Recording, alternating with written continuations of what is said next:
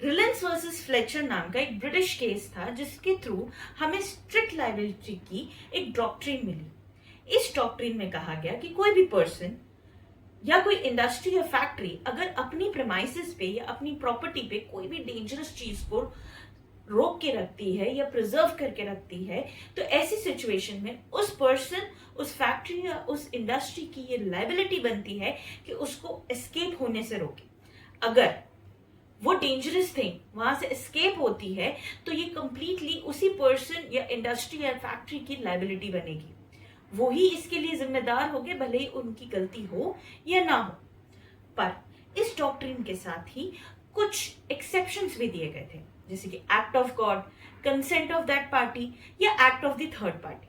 ऐसी सिचुएशंस में strict liability नहीं अप्लाई होगी। ये डॉक्ट्रिन बहुत साल तक चली और इंडिया में भी अप्लाई हुई। अब 1984 में इंडिया में एक बहुत बड़ी ट्रेजेडी हुई जो कि थी भोपाल गैस ट्रेजेडी। इस ट्रेजेडी में मिथाइल आइसोसाइनाइड नाम की एक गैस पूरे भोपाल में फैल गई थी फैक्ट्री के वजह से।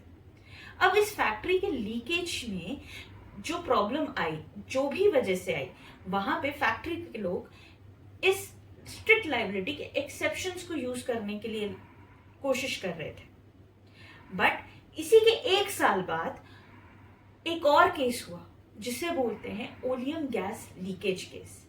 इस केस में एमसी मेहता ने एक पिटिशन फाइल की सुप्रीम कोर्ट में, ये कहते हुए कि स्ट्रिक्ट लायबिलिटी से ये इंडस्ट्रीज बच जाती हैं, जिसको कोर्ट ने कंसिडर किया और जस्टिस पीएन भगवती ने एक लैंडमार्क जजमेंट दिया। उन्होंने स्ट्रिक्ट लायबिलिटी को अपग्रेड करते हुए एब्सोल्यूट लायबिलिटी का कंसेप्ट दिया। इस एब्सोल्यूट लायबिलिटी में बोला गया कि अब अगर कोई फैक्ट्री या इंडस्ट्री ऐसी किसी भी डेंजरस चीज का यूसेज करती है या उसका प्रिजर्वेशन करती है, अपनी प्रॉपर्टी पे रखती है, तो उनकी लायबिलिटी 100% होगी। अब चाहे किसी भी रीजन से वो लीक हुई हो, ऐसी सिचुएशन में इंडस्ट्रीज या फैक्ट्रीज को कोई भी एक्सेप्शन नहीं मिलेगा। जो स्ट्रिक्ट लायबिलिटी में एक्सेप्शंस मिल रहे थे वो एब्सोल्यूट लायबिलिटी में नहीं मिलेंगे। यहाँ पे पब्लिक वेलफेयर को सुप्रीम मानते हुए कोर्ट ने बोला कि आपको हर सिचुएशन में कॉम्पनसेशन देना होगा और ये कॉम्पनसेशन आपकी एबिलिटी पे डिपेंड करेगा कि आपकी इंडस्ट्री किस लेवल की है और आप कितना कॉम्पनसेशन दे सकते हैं।